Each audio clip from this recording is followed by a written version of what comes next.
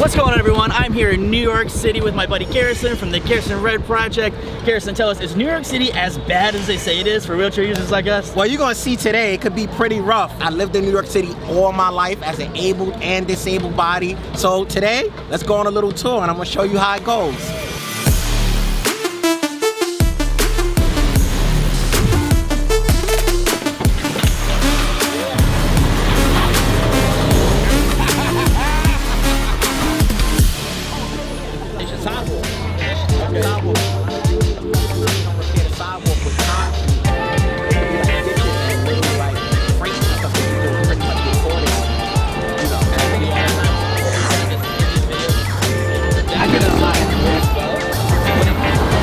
That's New York City for you. The stuff in the middle of the sidewalk. There's sometimes where like store owners will put like a lot of garbage, like a ton of garbage right on the sidewalk. Yeah. And forget that there's people that uses chairs. Like sometimes the aisle is not big enough for us to pass by. What to do? Imagine trying to get in your car and there's like a pile of garbage right here. I remember times I had to move like garbage bags or get in on the passenger side of my car and take the chair apart because somebody piled garbage like right there by my door. But you gotta love this city. It's a good city. Oh, here you want? Here's a puddle. This is the worst. The puddle. This is how I do it. How you decide? Yep. Oh, all right. Yeah, let's get it. Same thing by going down too. Whenever he's doing this. Whenever he's doing this. Steps everywhere, but every store got like a step. Well, how am I gonna get in?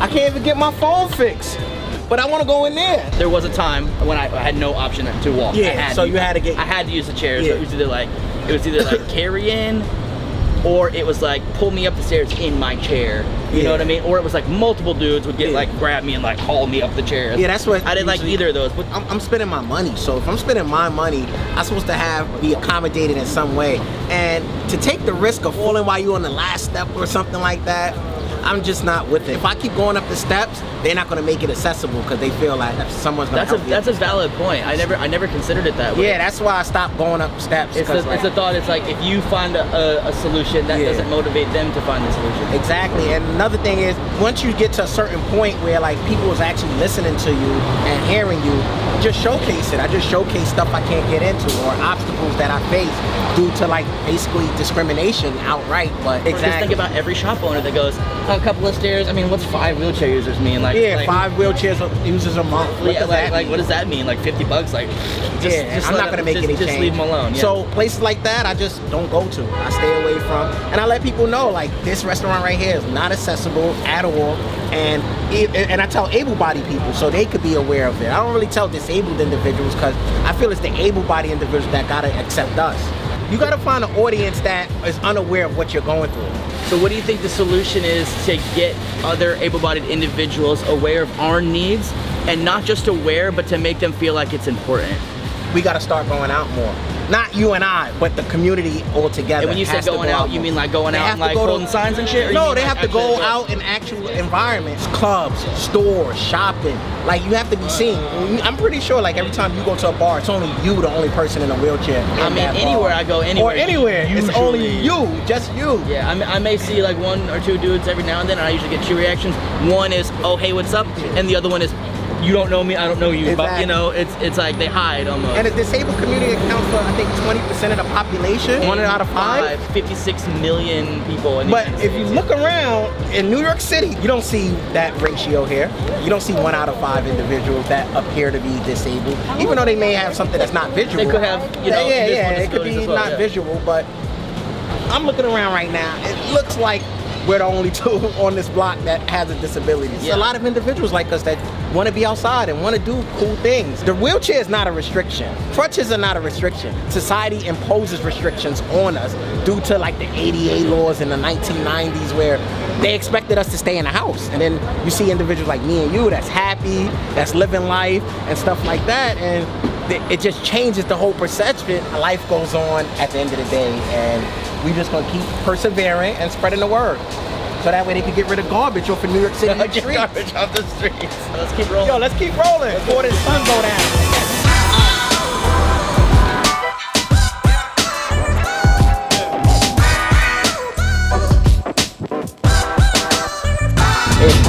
not just self-esteem, but self-worth. Yeah, everything. You literally, because I don't know about you, but this is my situation. I was a young, fit, virile, independent, goal-driven go-getter, and then all of a sudden I turned into this blob that people have to take care of me.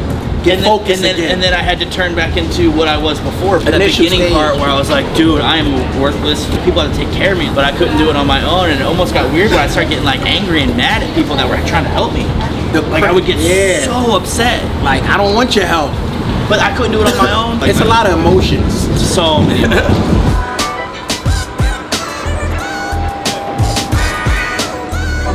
Yo, Garrison, so I don't have to go pee right now, but I know I will in a little while. So tell me, if you're out in New York City and you're roaming around, like there's usually a big population of people that are like not allowed in the bathrooms.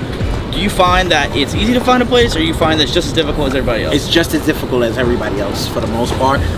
So what I like to do is I use a catheter kit. So I try to use the catheter kit like before I get out my car.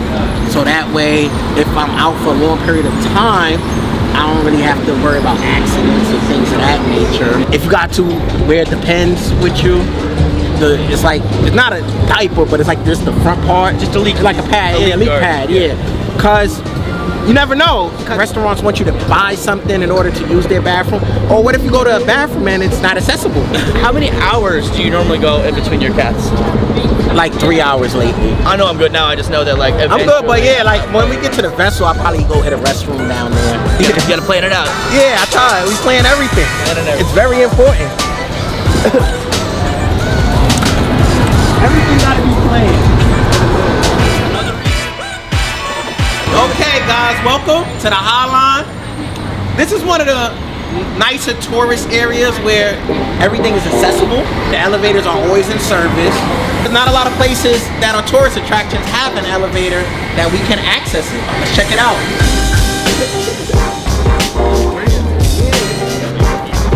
So right now, this used to actually be train tracks. And then a few years ago, they opened this place up and it became the High Line. And it's a nice place to walk. This is like one of my like calm, chill spots. I come out here to relax sometimes, read a book. Back over there. I just like the area. I just like the ambiance and the energy. Now we're gonna go to the vessel. Wheeling in New York, though, it's not that bad. Decently flat, pretty square. Yeah.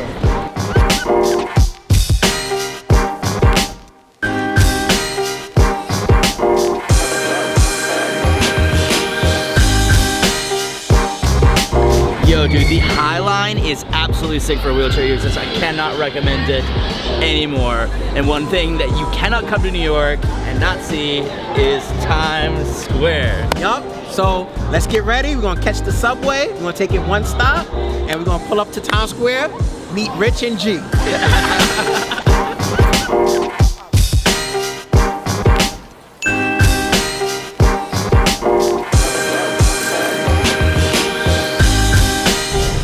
So the last time I was in New York City and I tried to take the subway, every subway station I went to did not have an elevator. How do you find out which ones have elevators? Well, that sounds just like New York City. So what I do before I start my commute, I always check the New York City Subway app, and that tells me what stations have elevators and which ones aren't in service. Because a lot of times I used to get to subway station and it'll be out of service, and I'm like, what do I do now? And then I'll resort to taking the escalator. And we're gonna go to 42nd Street. We're gonna take the A and the C.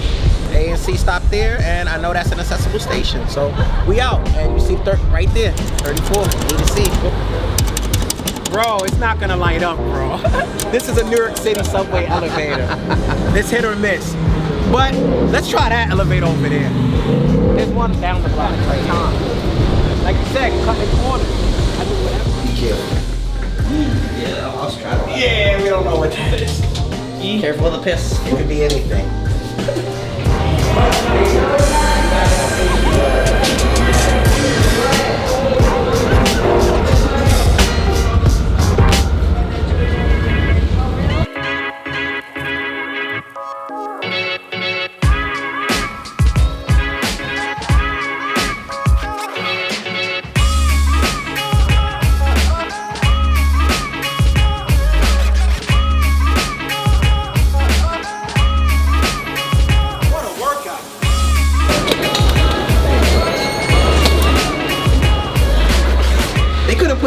elevator's any closer? We just traveled like 3 miles just to get to the elevator. Yeah, I just recently learned that they actually do that on purpose. They want it to be inconvenient for able-bodied people because if it's convenient, then all the able-bodied folks will take it up. That makes sense. They said it's like it's an intentional design, and I didn't believe it at first. We here. Welcome to New York City.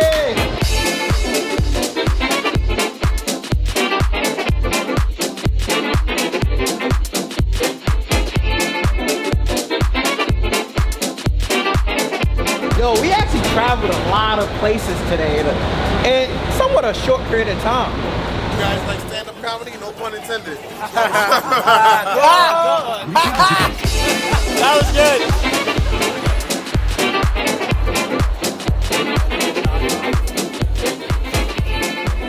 All right, Garrison, thank you so much for showing me the Subway. Without you, I would have been lost. No doubt. I would have been like up on B line or Z line or C line. I'd have been doing the blue and the purple and the red. I would have had no idea. And then I showed you the extra elevators, the secret ones, and all of that. All that stuff. Yeah, man. It's crazy, dude. Yo, it's been amazing. This trip was really cool. Whenever you're in New York and need a tour guide, holla at me.